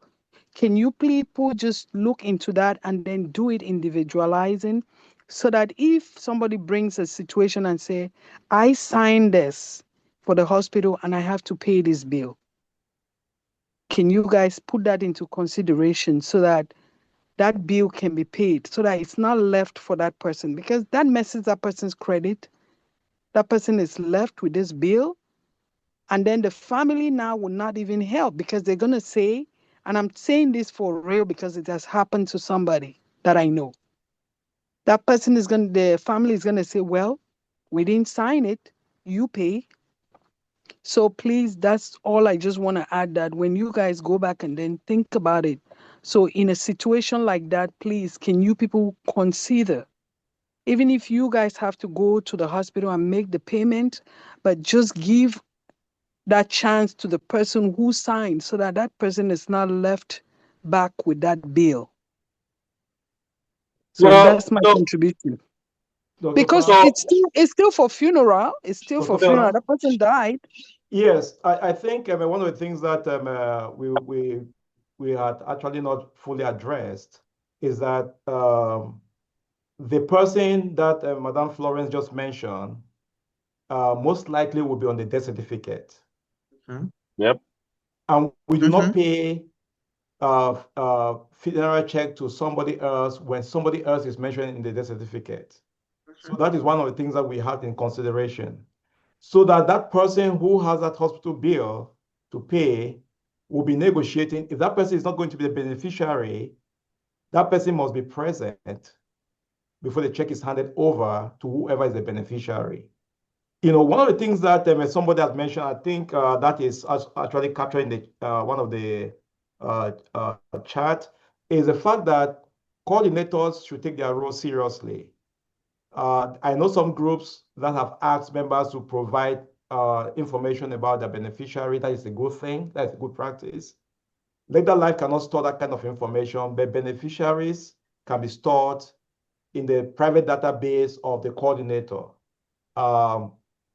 But at the end of the day, when it comes to funeral, we do take into consideration, we don't get into family dynamics, we don't get into family drama, but we do provide enough space for a conversation to be held between the person who has presented himself as beneficiary and the person who actually has the record or who actually has the body. Our interest is to bury the dead as LECDALIFE. And that is why we go by who is mentioned in the death certificate. Just thank you.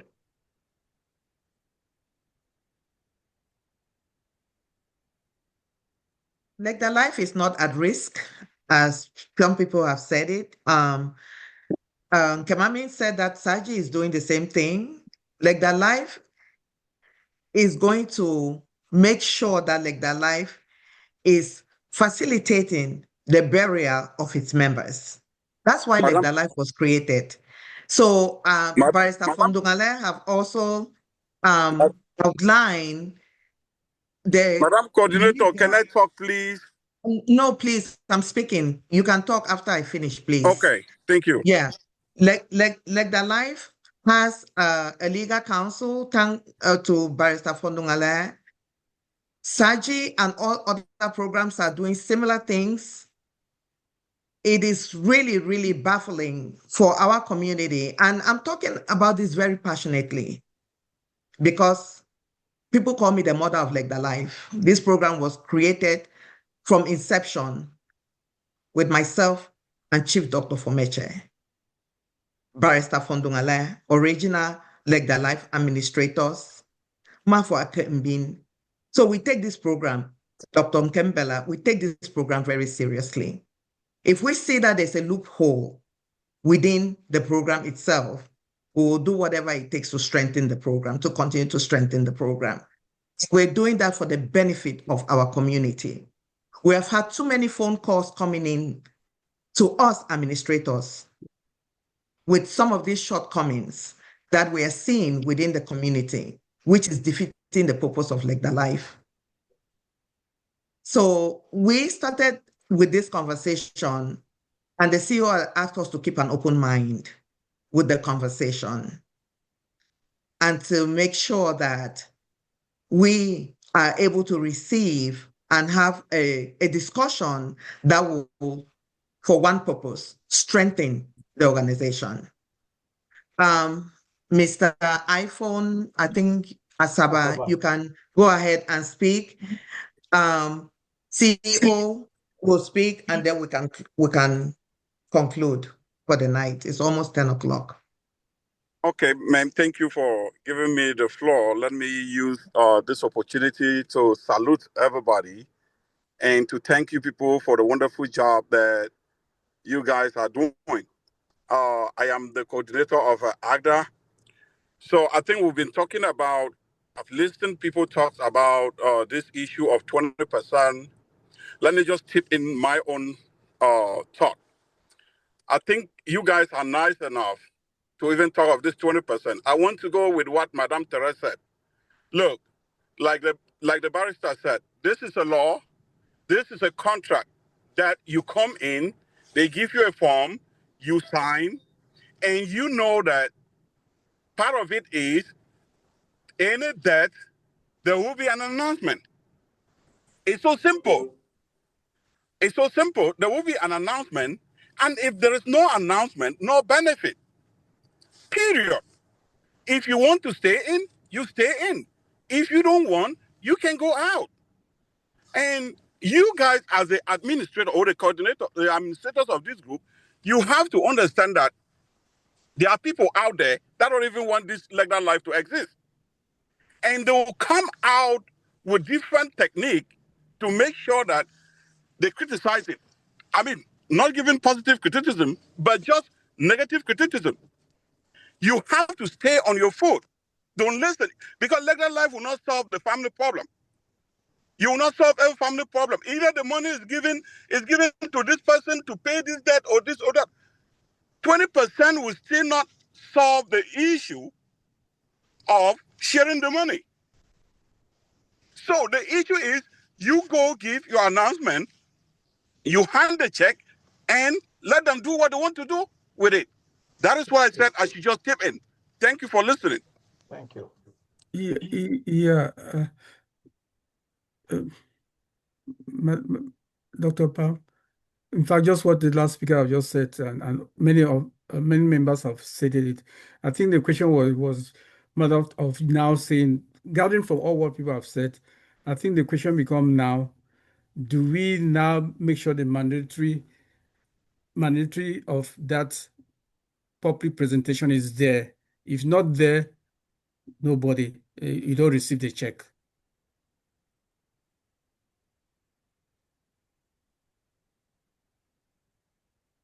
Dr. Pam, go ahead. Yes, Prof. Coordinators have, really expressed themselves regarding the issue of 20% or no check at all. LECDALIFE again was created to help the community with funeral assistance. And LECDALIFE will continue to do that to the best of LECDALIFE's ability. With the help of the coordinators, who should take the information that's been presented to their groups. It is very important to share this information with the groups. As most of the coordinators have said, we should not even present the check. If they don't want us to present, we should not give the check. But I think that that would defeat the purpose of LECDALIFE, because LECDALIFE wants to give the check to its members. But LECDALIFE also wants to make sure that the program is not being taken advantage of. LECDALIFE also, as Chief Omeche said, cannot get involved in people's family businesses. They really can't. Because if they have to get involved in people's family businesses, then it will be going beyond what LECDALIFE was created for. And as Barrister also said in the beginning, LECDALIFE used to cut the check to the funeral homes. That's what they used to do when we started this program. They just write the check to the funeral home. And again, those things have evolved. LECDALIFE policy have always been that there will be a presentation. And it's only within the past year that LECDALIFE administrators are seeing this over and over and over again. And as someone mentioned, I think that was Kemamin, LECDALIFE is not the only one probably experiencing that, because according to Kemamin, who managed, I think, 3 different groups, he just said that Saji is doing the same thing. So meaning that the community is trying to take advantage of these programs, which is really unfortunate. It's really unfortunate because it breaks our heart to see that a program that is working so well, we've had people that have called us administrators. And like the CEO said in the beginning, if the coordinators agree, we can also share some of the presentation and how really personal some of those presentations are, and how appreciative some of those presentations are. A couple of years ago, we had a death in one of the states, and the cousin of this mama had registered, or the niece of this mama had registered her. When the mother died, the family, through a Zoom meeting, the cousin informed the family that that mama belonged to LECDALIFE. So instead of the $700 that they were supposed to be contributing, that was why that Zoom meeting was created, and she wanted to surprise the family, they started popping champagne. And the reason why they were popping champagne is because, as Chief also said in one of his examples, there are some people that are within the family who don't even have the means. But yet, family members want to take this money behind the scene and then keep it to themselves. And that's not why LECDALIFE was created. It was created to provide burial assistance to members who are in good standing. So while we're not going to overemphasize the fact that LECDALIFE will not get into family drama, we also want to categorically say that LECDALIFE has policies that will be implemented. We recognize the effort from all of us and what we are doing for our communities. We recognize that. We recognize the effort of the coordinators. Look how much growth we've had, exponential growth within the past 2 years. Again, it's through our collective efforts. And we want to make sure that we continue work to strengthen the program, not to bring down the program.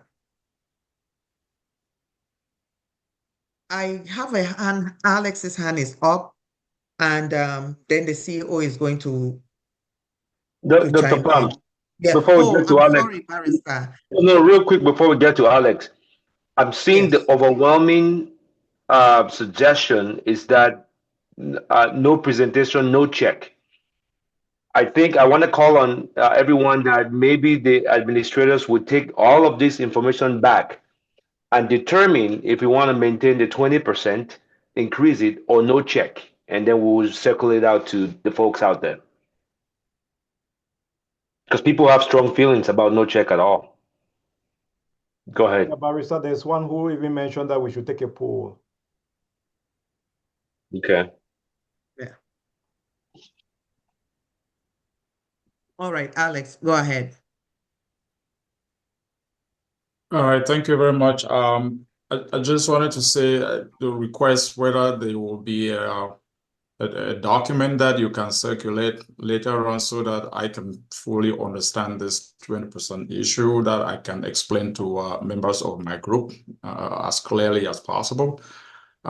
Given that it has been a very contentious conversation here this evening, I suspect that it's going to also be a challenging conversation to have with I suppose, with various groups that the coordinators here are representing. So my request is that if the administrators could provide a very concise document that we can use to present this idea to various groups, that will be very helpful. And I had a few other questions, some of which were just for clarification purposes. In the interest of time, since we're already kind of about closing, maybe I will email my last clarification questions to the administrators afterwards. And let's go ahead, maybe a quick I question think you that can can, be yeah, answered. yes. Okay, Regarding your so first question, the document is already prepared by Barrister, so that will go out and it will take effect in January. okay, Yeah, go ahead. all right, thank you very much. So the other clarification questions that I had was that my group joined just about 6 months ago, and what I have noticed so far is that usually we'll see an announcement over the coordinators forum for a date that occurred like maybe weeks or maybe months ago.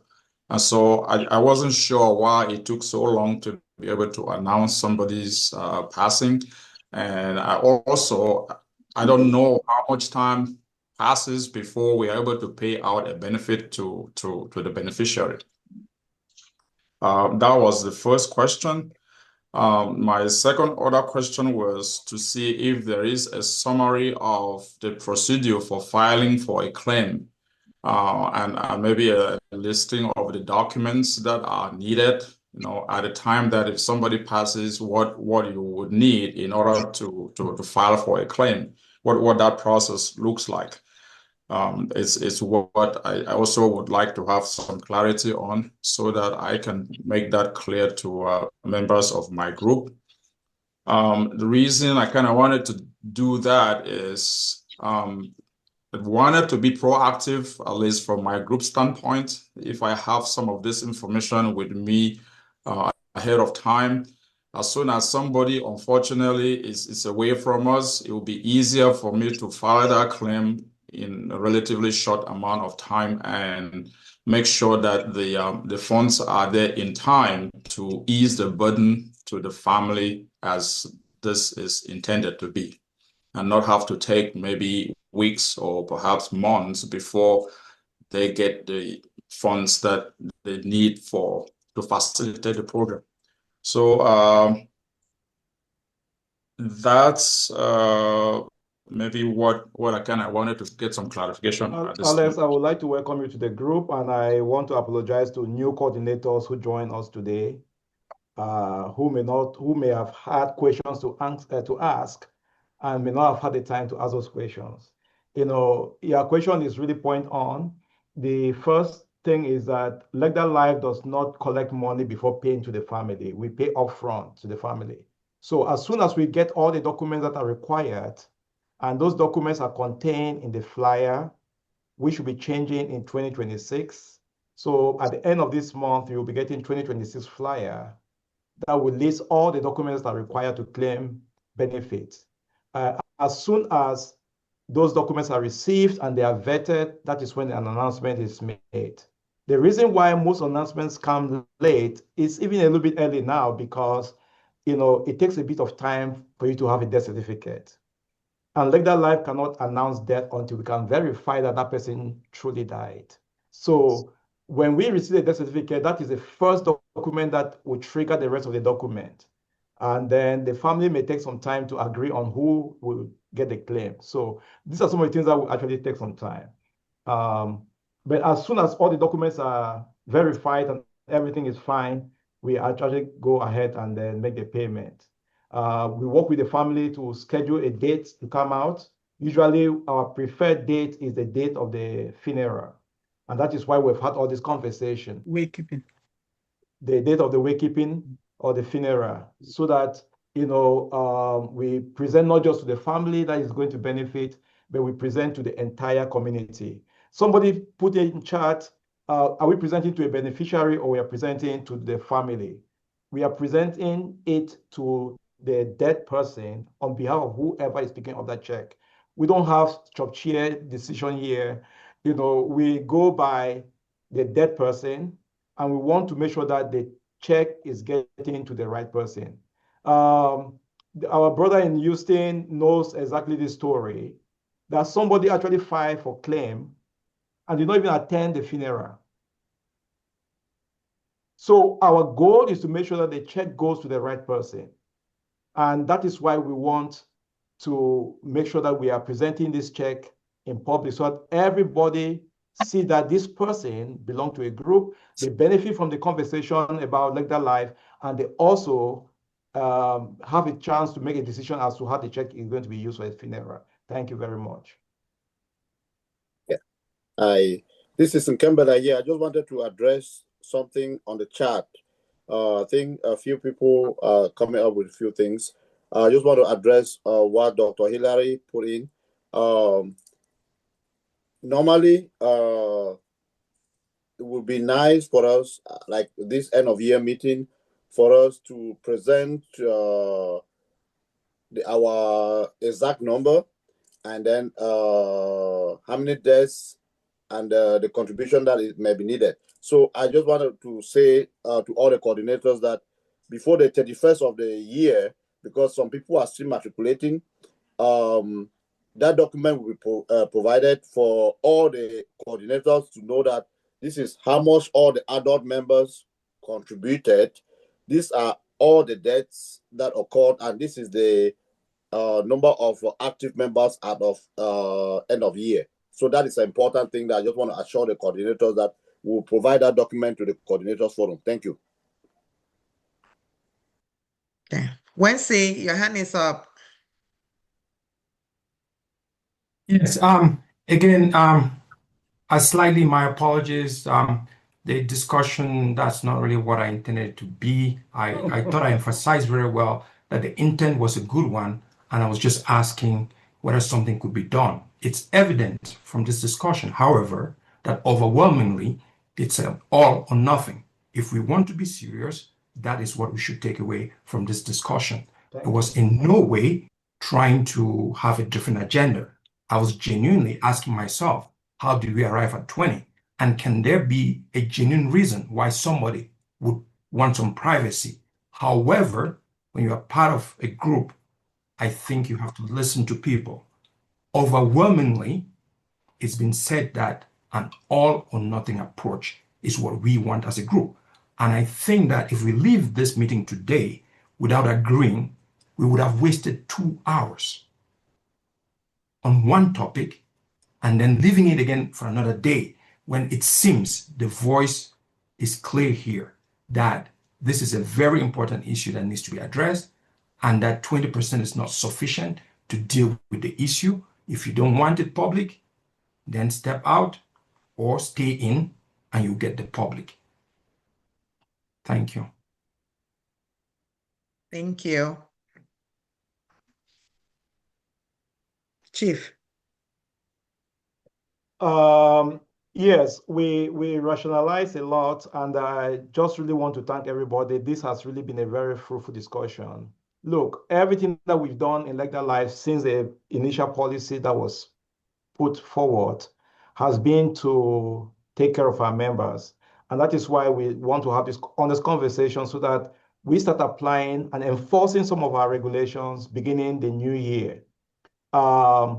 We have had everything, and as you say, there's been an overwhelming response to the fact that there is a need for us to do presentation. That is the fair thing to do. And we are going to go back and get a quick discussion and then refine this policy like Barrister said, and then send it out to the members by the end of the week. Thank you very much. Thank you very much, Chief. Without further ado, the CEO, can you please provide us with a closing remark? Yes, Dr. Pam. This is where we start. Last year, we had this policy change. We were struggling with the policy change, and I remember Dr. Roque advised us that it's possible for somebody to live, especially if you are diagnosed with terminal illness. You can still live for 6-7 months. And so the 3 months or 5 months wait period that we had could be abused by people from the outside. And there was a proposal that we have a waiting time for 12 months to completely sideline all these people and avoid helping them. And at the end of the day, we decided that we should have a wait period for 5 months, knowing that individual like that can still come and benefit. But all that was in an attempt to strike a balance, because even those who are diagnosed with terminal illness and they are coming to us, they are still members of the community. And we willingly gave that window for them to come and take advantage of us. Why am I bringing this? I just want the coordinators here to see the approach that despite the discussion on the 20%, I'm repeating this, it should not take attention away from the honesty with which this program is run by the administrators and even the coordinators contributing here. Because I don't think we are going to sit in a meeting like this, discuss for 2 hours, and agree on anything that will deprive a grieving family of what they are due. It is very important that we remind ourselves, and that the day the administrators here will actually take such actions against a family, it will be a family that has demonstrated beyond reasonable doubt that they are just here to exploit this program. We're not going to hunt anybody with any of the policy that we have. If it becomes necessary, we are going to tweak the policy to give release to a genuine family, because that is what the program is all about. I sit as the CEO and I watch what the administrators do all the time. They work with a lot of passion. Even the 15,000, we all know that money is only as good as the time you send it. At times, if you don't send up some of this money in time, you can give a family 30,000, it will not mean anything if you don't get that money to them in time. So these are some of the gymnastics that we do behind the scene. If a family is genuine, we do everything to help them. But if they come to exploit, you have to trust that we are going to evoke the policy and try to address behaviors that are that behavior that is intended to hijack the system, to exploit the system. My last appeal here goes to the coordinators. If we agree here, let's be ambassador to every single decision that we have. If it is an all or nothing policy, There is nobody who can articulate this other than the administrators here. It is really bad if a family is resisting and a coordinator, some of whom sit in this meeting, they are the ones saying that I don't know, and then you turn around and you want to back the family against the policy. I read through the comment section. I think Valentine said it, and a couple of individuals, they said that their groups know that presentation is a mandatory thing. In my own group, I let them know that, hey, I'm joining. Okay, I send this name, you have to wait 5 months. And when you wait 5 months, you will pay $32. They send $32. I said, no, I'm not taking. And then after 5 months, you know that as you're joining, if something happens, there have to be a presentation.